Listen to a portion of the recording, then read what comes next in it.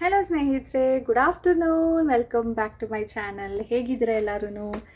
Sunlight ಹೇಗೆ ಬರ್ತಾ ಇದೆ ಅಂತ ಹೇಳಿಬಿಟ್ಟು, ಸನ್ ಹೀಟ್, ವಾವ್, ತುಂಬ ಚೆನ್ನಾಗಿ ಫೀಲ್ ಆಗ್ತಾ ಇದೆ ಇವತ್ತು.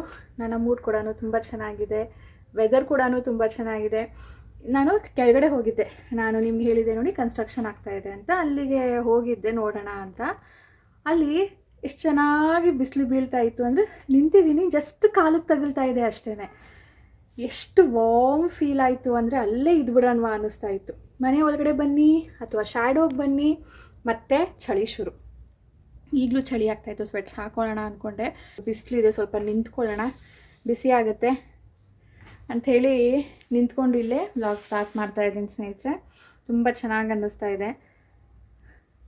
ಹಾಗೆ ಒಂದು ಥಾಟ್ ಬಂತು, ಹೇಗಿದ್ರೂ ಚೆನ್ನಾಗಿದೆ ಬಿಸಿಲಲ್ಲೇ ಇರೋಣ ಅನ್ನಿಸ್ತಾ ಇದೆ, ಹೊರಗಡೆ ಹೋಗೋಣವಾ. ಸ್ವಲ್ಪ ಹೊರಗಡೆ ಹೋಗೋದಿತ್ತು, ಆದರೆ ಹೇಳಿದ್ನಲ್ಲ ನನ್ನ ವೀಕ್ ಎಲ್ಲನೂ ಹೇಗೆ ಹೋಯಿತು ಅಂತ. ಅದರಿಂದಾಗಿ ನಾನು ಎಲ್ಲೂ ಹೋಗಲೇ ಇಲ್ಲ, ಎಲ್ಲೂ ಹೋಗಬೇಕಂತ ಅನ್ನಿಸ್ತಾನೂ ಇರಲಿಲ್ಲ. ಅದಕ್ಕೆ ಇವತ್ತು ಹೋಗೋಣವಾ ಅಂತ ಥಾಟ್ ಬಂತು. ಆದರೆ ಈಗ ನಾನು ಹೋದರೆ ಸಂಜೆ ಹೋಗೋದು. ಸಂಜೆ ಹೋದರೆ ಮತ್ತೆ ಸನ್ಸೆಟ್ ಆದಮೇಲೆ ಮತ್ತೆ ಚಳಿ ಶುರು ಆಗುತ್ತೆ. ಅದ್ರ ಬಗ್ಗೆ ನಾನು ಯೋಚನೆ ಮಾಡಬೇಕು, ನಾನು ಹೋಗೋದಾ ಬೇಡವಾ ಅಂತ. ಹೋದರೆ ಈ ಟೈಮಲ್ಲಿ ಹೋಗಬೇಕು, ಸಂಜೆ ಸನ್ಸೆಟ್ ಆಗೋ ಮುಂಚೆ ಮನೆಗೆ ಬರಬೇಕು, ಇಲ್ಲಾಂದರೆ ಮತ್ತೆ ಚಳಿ, ಅದೇ ಕತೆ.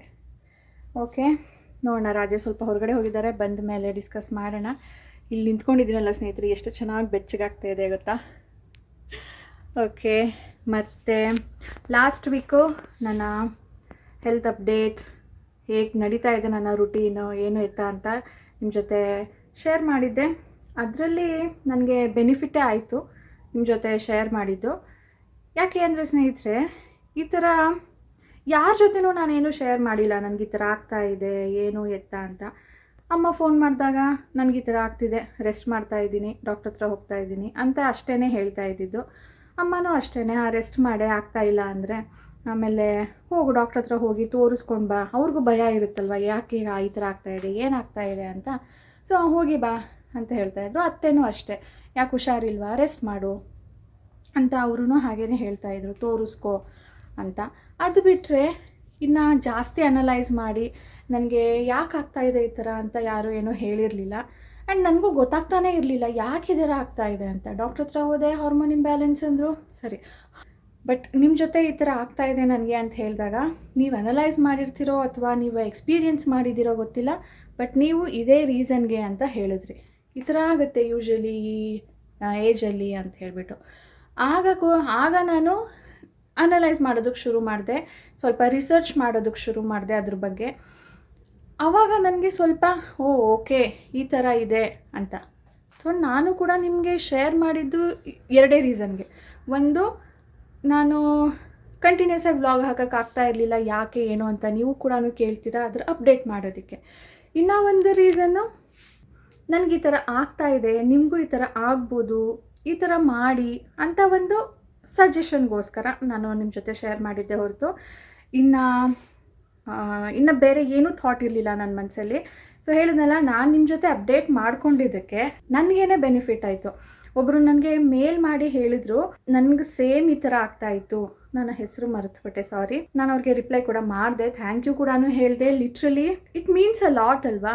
ನನ್ನ ಪ್ರಾಬ್ಲಮ್ನ ನೀವು ಅರ್ಥ ಮಾಡಿಕೊಂಡು ಸಮಾಧಾನ ಮಾಡ್ತೀರಾ ಅಲ್ವಾ. ಅವ್ರು ಎಲಾಬರೇಟ್ ಆಗಿ ನನಗೆ ಮೇಲ್ ಮಾಡಿದರು, ಸೊ ಈ ಥರ ಆಗತ್ತೆ ಅಂತ. ಬಟ್ ನಾಟ್ ಶ್ಯೂರ್ ಅದೇನಾ ಅಥವಾ ಸುಮ್ಮನೆ ಹೀಗೆ ಇಂಬ್ಯಾಲೆನ್ಸ್ ಆಗಿದೆಯಾ ಅಂತ.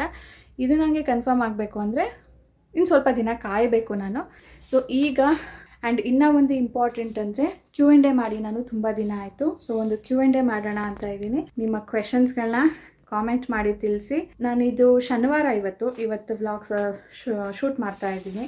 ಇದನ್ನು ನಾನು ಮಂಡೇ ಹಾಕ್ತೀನಿ, ಮಂಡೇ ಪೋಸ್ಟ್ ಮಾಡ್ತೀನಿ. ಮತ್ತು ಮಂಡೇ ನಿಮ್ಮ ಕಾಮೆಂಟ್ಸ್ಗಳನ್ನ ರಿಸೀವ್ ಮಾಡಿ ಮಂಗಳವಾರ ನಾನು ಅದಕ್ಕೆ ಆನ್ಸರ್ ಮಾಡಿ ಮತ್ತು ಬುಧವಾರ ಅದನ್ನು ಪೋಸ್ಟ್ ಮಾಡಿ. So please comment below. ಬನ್ನಿ ಇವತ್ತು ನಮ್ಮ ದಿನ ಹೇಗೆ ಹೋಗುತ್ತೆ ನೋಡೋಣ. ಇದು ನೋಡಿ ಸ್ನೇಹಿತರೆ, ಕಿಚನಲ್ಲಿ ಹೇಗೆ ನೀರು ತುಂಬಿಕೊಂಡಿದೆ ಅಂತ. ನಾನು ಈ ಕಡೆ ವಾಷಿಂಗ್ ಮಷಿನ್ಗೆ ಬಟ್ಟೆ ಹಾಕಿದ್ದೆ. ಬಟ್ಟೆ ಹಾಕಿಬಿಟ್ಟು ಸ್ವಲ್ಪ ಆರ್ಗನೈಸ್ ಮಾಡಬೇಕಿತ್ತು ವಾರ್ಡ್ರೋಬು. ರಾಜೇಶ್ ಆಫೀಸ್ ಕೆಲಸಕ್ಕೆ ಕೂತ್ಕೊಳ್ತಾರಲ್ವ, ಅಲ್ಲಿ ಸ್ವಲ್ಪ ಆರ್ಗನೈಸ್ ಮಾಡಬೇಕು ಅಂದ್ಬಿಟ್ಟು ಅಲ್ಲಿ ನೋಡ್ತಾ ಇದ್ದೆ.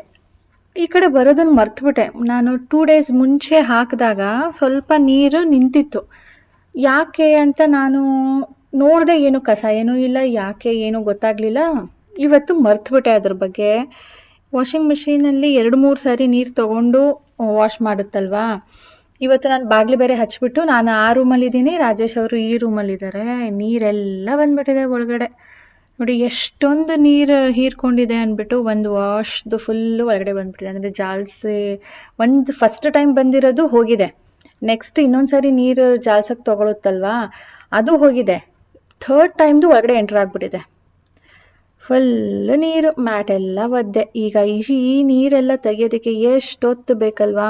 ನಾನು ಮನೆ ಒರೆಸೋ ಸ್ಪಿನ್ ಮಾಪಲ್ಲಿ 4 ಸಾರಿ ಮಾಡಿದೆ. ಇರಿಟೇಟ್ ಆಗಕ್ಕೆ ಶುರುವಾಯಿತು, ಎಷ್ಟೊತ್ತಿದು ಅಂತ. ಆಮೇಲೆ ನೆನಪಾಯಿತು, ಒಂದು ವ್ಯಾಕ್ಯೂಮ್ ಕ್ಲೀನರ್ ಇದೆ. ಇದು ವೆಟ್ ಮತ್ತು ಡ್ರೈ 2 ಥರ ಯೂಸ್ ಮಾಡ್ಬೋದು. ಡ್ರೈ ಅಂದರೆ ಡ್ರೈ ಕಸ, ನಾರ್ಮಲ್ ಆಗಿ ಏನು ಧೂಳು ಗುಡಿಸ್ತೀವಲ್ವಾ ಆ ಥರ ಕಸನ ಎಳ್ಕೊಳತ್ತೆ. ವೆಟ್ ಅಂದರೆ ಈ ಥರ ನೀರು ಎಳ್ಕೊಳತ್ತೆ. ಈ ಥರದ್ದು ಯೂಶ್ವಲಿ ಮನೇಲಿ ಯಾರೂ ಇಟ್ಕೊಳ್ಳೋದಿಲ್ಲ. ಈ ರೆಸ್ಟೋರೆಂಟ್ಸಲ್ಲಿ, ಹೋಟೆಲ್ಸಲ್ಲಿ ಇಟ್ಕೊಳ್ತಾರೆ. ಆದರೆ ನಾನಿದು ಒಂದ್ಸರಿ ರಿವ್ಯೂ ಮಾಡಿದ್ದೆ, ನೆನಪಿದೆಯಾ? ಅದಾದಮೇಲೆ ನಂದು ಏನು ಜಾಸ್ತಿ ಏನು ಯೂಸೇ ಇಲ್ಲ, ಎತ್ತಿಟ್ಬಿಟ್ಟಿದ್ದೆ. ಇವತ್ತು ನೆನಪಾಯಿತು, ಹೇಗೋ ಎತ್ಕೊಂಡು ಕ್ಲೀನ್ ಮಾಡ್ತಾ ಇದ್ದೀನಿ. ನೋಡಿ ಒಂದೇ ಸಾರಿಗೆ ಎಷ್ಟು ಚೆನ್ನಾಗಿ ನೀರು ಎಳ್ಕೊಳ್ತಾ ಇದೆ ಅಂತ.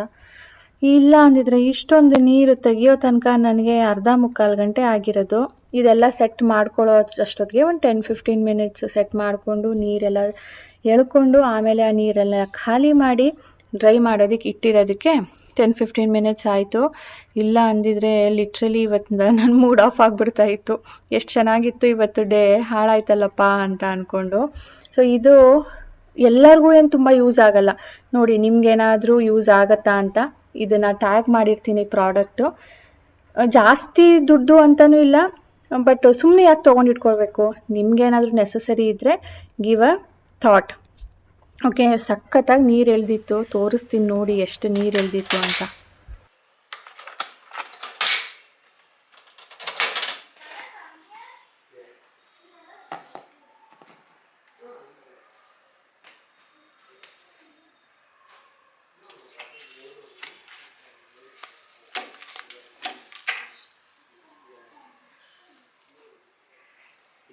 ಇವತ್ತು ರಾಜೇಶ್ ಅವರೇ ಕೂತ್ಕೊಂಡು ನಾನೆಲ್ಲನೂ ಕ್ಲೀನ್ ಮಾಡ್ತೀನಿ ಅಂತ ಕೂತ್ಕೊಂಡಿದ್ದಾರೆ. ಇವಾಗ ಒಂದು ಸ್ವಲ್ಪ ದಿನದಲ್ಲಿ ಮಾಡಿದ್ನಲ್ಲ, ಅದನ್ನು ಮಿಕ್ಸಪ್ ಆಗಿತ್ತು. ಅದಕ್ಕೆ ನಾನೇ ಮಾಡ್ತೀನಿ ಕಣೋ ಅಂದಿದ್ರು. With the help of daughter, sweet daughter. I only did everything. Rajesh is arranging. No, Sana is arranging, I was guiding. Thank you, baby. ಆಯಿತು. ಬನ್ನಿ ಊಟ ಮಾಡೋಣ. ಸ್ನೇಹಿತರೆ, ನಾನು ಹೇಳಿದ್ದೆ ಅಲ್ವಾ ಹೊರಗಡೆ ಹೋಗೋಣ ಅಂತ ಅನ್ನಿಸ್ತಾ ಇದೆ ಅಂತ. ರಾಜೇಶ್ಗಾಗಿ ಹೇಳಿದೆ, ಅದಕ್ಕೆ ಸರಿ ಹೋಗೋಣ ಅಂತ ಹೇಳಿದ್ರು. ಬಟ್ ನಾವು ಹೊರಟಿರೋದು ಲೇಟ್, 5:15 ಹೊರಟು ಇಲ್ಲಿಗೆ ರೀಚ್ ಆಗಿದ್ದೀವಿ 6:15. ನೋಡಿ ಸನ್ಸೆಟ್ ಟೈಮಲ್ಲೇ ಬಂದಿದ್ದೀವಿ. ಏನಕ್ಕೆ ನೋಡ್ತಾ ಇರೋದು ಇದು? ಬ್ಲೌಸ್ ಪೀಸ್ಗೆ ಹ್ಞೂ ಈ ಕಲರ್ ಸೀರೆ ಇದೆ ಅಲ್ವಾ ಅಂತ ನಮ್ಮದು. ನೀನು ಸ್ಯಾಂಪಲ್ ತಂದಿಲ್ವಾ? ಹಬ್ಬದ ಇದಕ್ಕೆ ಸೀರೆ ಹೌದು. ಹಾಂ,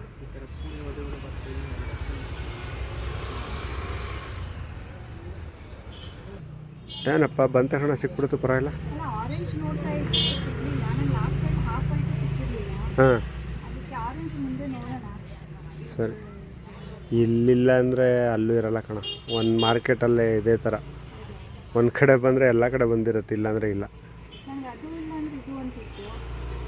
ಲಾಸ್ಟ್ ಟೈಮ್ ಇದು ಹುಡುಕ್ತಿದ್ದೆ, ಇದು ಸಿಕ್ಕಿರಲಿಲ್ಲ. ಸರಿ, ಈಗ ಸಿಕ್ಕಿದೆಯಲ್ಲ ಬಿಡು. ವೈಟ್ ಸಿಕ್ಕಿತ್ತು. ಏನು ಡ್ರೆಸ್ ಹೊಲಿತೀಯಾ? ಒಂದು ಕಫ್ತಾನ್ ಟಾಪ್ ಥರ ಮಾಡೋಣ ಅಂತ. ನಿನ್ಗ ಸಾನುಗ? ಇಬ್ಬರಿಗೂ ತಗೋಬೋದು, ಬಟ್ ಅವ್ಳಿಗೆ ಈಗಲೇ ಜೀನ್ಸು ಟಾಪು ಹಾಕೊಂಡು ಸರಿ, ಎಕ್ಸ್ಪೆರಿಮೆಂಟ್ ಆಗೋದಲ್ಲ, ತಗೋ ಕಡಿಮೆದ್ರಲ್ಲೇ.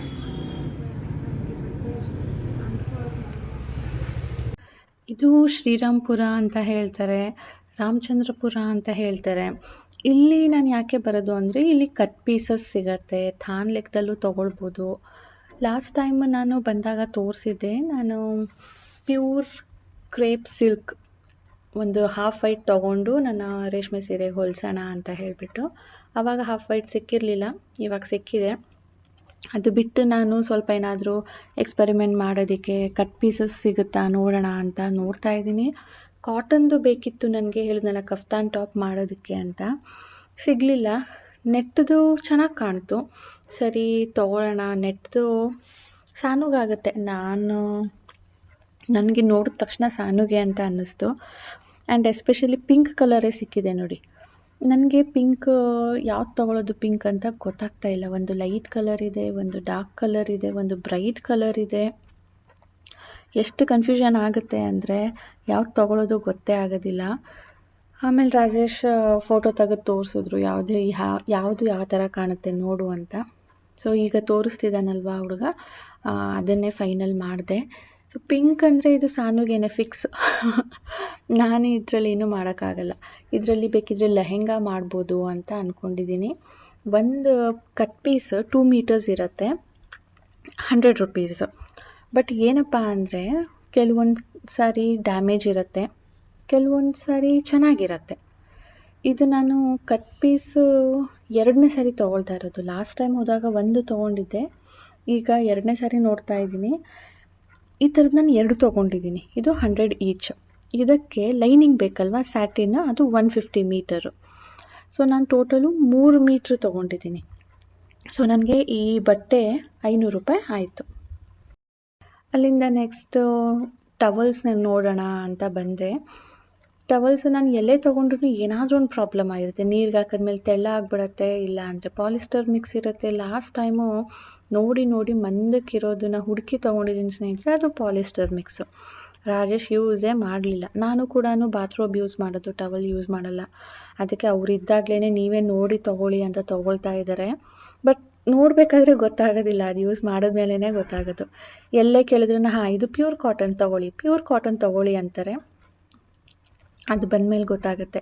ಇದು ಬ್ಲ್ಯಾಂಕೆಟ್ ಥರ ಯೂಸ್ ಮಾಡೋದಂತೆ ಸ್ನೇಹಿತರೆ. ಫುಲ್ಲು ಕಾಟನ್ದಿದೆ, ತುಂಬಾ ತೆಳ್ಳ. ಐ ಡೋಂಟ್ ನೋ ಇದನ್ನು ಹೇಗೆ ಯೂಸ್ ಮಾಡ್ತಾರೆ ಅಂತ. ಡಬಲ್ ಇರತ್ತಂತೆ, ಇಬ್ಬರು ಯೂಸ್ ಮಾಡ್ಬೋದು ಅಂತ ಹೇಳ್ತಿದ್ರು. ಕಾರ್ಗೋ ಕೇಳ್ರಿ ಇದೆಯಾ? ಅದು ಯಾಕೋ ನಿಮ್ಗೆ ಕಾರ್ಗೋ ಸಿಗ್ತಾನೆ. ಈಗ ನನ್ನ ಶಾಪಿಂಗ್ ಮುಗಿಸ್ಕೊಂಡು ರಾಜೇಶ್ ಅವರ ಶಾಪಿಂಗ್ ಮಾಡೋದಕ್ಕೆ ಬಂದಿದ್ದೀವಿ. ಇದು ಅಂಗಡಿ ಒಂಥರ ಬ್ರ್ಯಾಂಡೆಡ್, ಎಲ್ಲ ಬ್ರ್ಯಾಂಡೆಡ್ ಸಿಗೋದು ಇಲ್ಲಿ. ಬಟ್ ಕಡಿಮೆ ಬೆಲೆಗಿರುತ್ತೆ. ಲೈಕ್ ಎಕ್ಸ್ಪೋರ್ಟ್ ರಿಜೆಕ್ಟೆಡ್ ಮಾತ್ರನೇ ಇಲ್ಲಿ ಅವರು ಮಾರೋದು. ಎಲ್ಲ ಹೈ ಬ್ರ್ಯಾಂಡೆಡ್ ಸ್ನೇಹಿತರೆ. ಒಂದು ಪ್ಯಾಂಟ್ ಇದು 2000 ರೂಪಾಯಿ ಅಂತೆ. ಅದೇ ನಾವು ಮೊನ್ನೆ ಮ್ಯಾಕ್ಸಲ್ಲಿ ತೊಗೊಂಡ್ವಲ್ಲ 1500 ಆ ಥರ ಇರ್ತಾಯಿತ್ತು. ಇಲ್ಲಿ ಡೈರೆಕ್ಟ್ ಏನೂ ಡಿಸ್ಕೌಂಟ್ ಇರೋದಿಲ್ಲ, 2,000 ರೂಪಾಯಿ ಇರುತ್ತೆ. ರಾಜೇಶ್ಗೆ ಆನ್ಲೈನ್ ಶಾಪ್ ಮಾಡೋದಕ್ಕೆ ಇಷ್ಟ ಆಗೋದಿಲ್ಲ. ಅವ್ರ ಕ್ವಾಲಿಟಿ ನೋಡಬೇಕಂತೆ, ಫಿಟ್ಟಿಂಗ್ ನೋಡಬೇಕಂತೆ. ಸೊ ಆದಷ್ಟು ಈ ಅಂಗಡಿಗೆ ಬರೋದು. ಲಾಸ್ಟ್ ಸ್ವಲ್ಪ ದಿನದಲ್ಲೂ ಬಂದಿದ್ವಲ್ವ, ಅವಾಗ ಇಲ್ಲಿ ಟೀ ಶರ್ಟ್ಗಳು ತೊಗೊಂಡಿದ್ರು. ಈಗ ಪ್ಯಾಂಟ್ಗಳು ತೊಗೊಳ್ತಾ ಇದ್ದಾರೆ. ಹಾಗೆ ಆ್ಯಕ್ಟಿವ್ ವೇರ್ ಅಂದರೆ ಸ್ಪೋರ್ಟ್ಸ್ ವೇರ್, ಬ್ಯಾಡ್ಮಿಂಟನ್ಗೆ ಹೋಗೋದಕ್ಕೆ ಅಂದ್ಬಿಟ್ಟು ಸ್ವಲ್ಪ ಸ್ಪೋರ್ಟ್ಸ್ ವೇರ್ ತೊಗೊಂಡ್ರು. Like shorts, tea shirts. ಇನ್ನು ಜಾಕೆಟ್ ನೋಡಬೇಕಿತ್ತು, ಜಾಕೆಟ್ ಬಂದಿರಲಿಲ್ವಂತೆ. ಇನ್ನು ಸ್ವಲ್ಪ ದಿನ ಬಿಟ್ಟು ಬನ್ನಿ ಅಂದಿದ್ದಾರೆ. ಇದೆಷ್ಟೆಲ್ಲ ನೋಡೋ ತನಕ 8:30 ಆಗೋಯ್ತು. ಸೊ ಈಗ ನಾವು ಮನೆಗೆ ಹೊರಡ್ತಾ ಇದ್ದೀವಿ. ಹೋಗೋದಕ್ಕೆ ಮತ್ತೆ 1 ಅವರ್ ಬೇಕು. ನಾವು ಬಂದಿರೋದೇ ಲೇಟು, ಹಾಗಾಗಿ ಇಲ್ಲಿ ಸ್ವಲ್ಪ ಲೇಟ್ ಆಗುತ್ತೆ. ಟೈಮ್ ಸ್ನೇಹಿತರೆ 9:30. ಇವಾಗ ನಾನು ಅಡುಗೆ ಮಾಡಿರಲಿಲ್ಲ ಮನೆಯಲ್ಲಿ ಅಂದ್ಬಿಟ್ಟು ಈಗ ಪಾರ್ಸಲ್ ತೊಗೊಂಡೋಗೋಣ ಅಂತ ಬಂದಿದ್ದೀವಿ. ರಾಜೇಶ್ ಅವ್ರದ್ದು ಭರ್ಜರಿ ಶಾಪಿಂಗ್.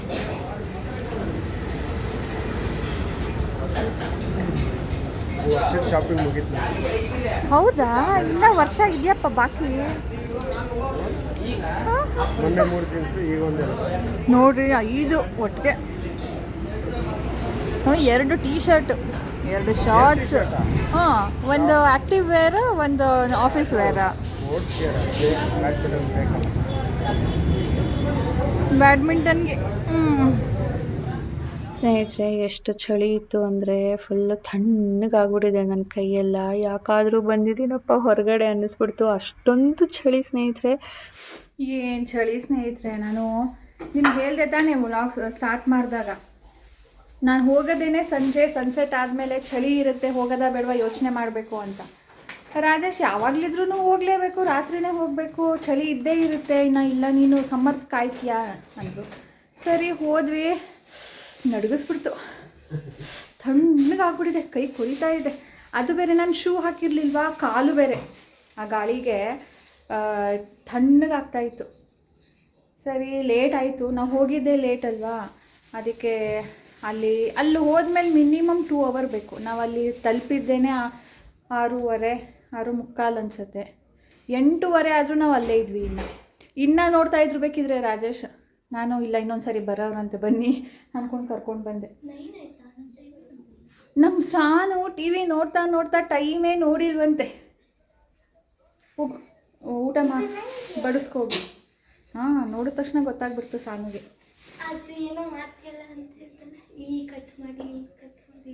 ಇಲ್ಲ, ಅದು ಬರೀ ಲೆಹಂಗಾ, ಅದು ಆ ಥರ ಎಲ್ಲ ಮಾಡೋಕ್ಕಾಗಲ್ಲ. ನಾನು ಸ್ನೇಹಿತರೆ ತುಂಬ ಲಿಸ್ಟ್ ಮಾಡ್ಕೊಂಡಿದ್ದೆ ಏನೇನು ತೊಗೊಳ್ಬೇಕು ಅಂತ. ಬಟ್ ನನಗೆ ಅಲ್ಲಿ ಡಿಸೈರ್ಡ್ ಕ್ಲೋತ್ ಸಿಗಲಿಲ್ಲ. ಇನ್ನು ಒಂದು ಸಾರಿ ಪುರ್ಸತ್ತಾಗಿ ಹೋಗಿ ಎಲ್ಲ ಅಂಗಡಿಯಲ್ಲೂ ಫೋಟೋ ತೋರಿಸಿ ಹುಡ್ಕೋಣ ಅಂತ ಅಂದ್ಕೊಂಡಿದ್ದೀನಿ. ಇಲ್ಲ ಮೈಸೂರಲ್ಲಿ ಒಂದು ಸಾರಿ ನೋಡಬೇಕು. ಹಾಂ, ಹೋಗಿ ಬಡಿಸ್ಕೋಗು. ನಮ್ಮ ಸಾನುಗೆ ಏನೂ ತೊಗೊಂಡಿಲ್ವಲ್ಲ ಅಂತ ಹೇಳ್ಬಿಟ್ಟು ಅವರಪ್ಪ ಗೋಬಿ ಅಂತ ಇದ್ಲು ತಗೋ ಅಂತ ಹೇಳ್ಬಿಟ್ಟು ಗೋಬಿ ಮಂಚೂರಿ ತೊಗೊಂಡ್ರು. ಅವಳಿಗೆ ನೂಡಲ್ಸ್ ತೊಗೊಂಡ್ರು. ಸ್ನೇಹಿತರೆ, ಈ ವ್ಲಾಗನ್ನು ಇದರೊಂದಿಗೆ ಎಂಡ್ ಮಾಡ್ತೀನಿ. ನಿಮ್ಗೆ ಇಷ್ಟ ಆಗಿದೆ ಅಂದ್ಕೊಳ್ತೀನಿ. ಪ್ಲೀಸ್ ಲೈಕ್ ಬಟನ್ನ ಕ್ಲಿಕ್ ಮಾಡಿ.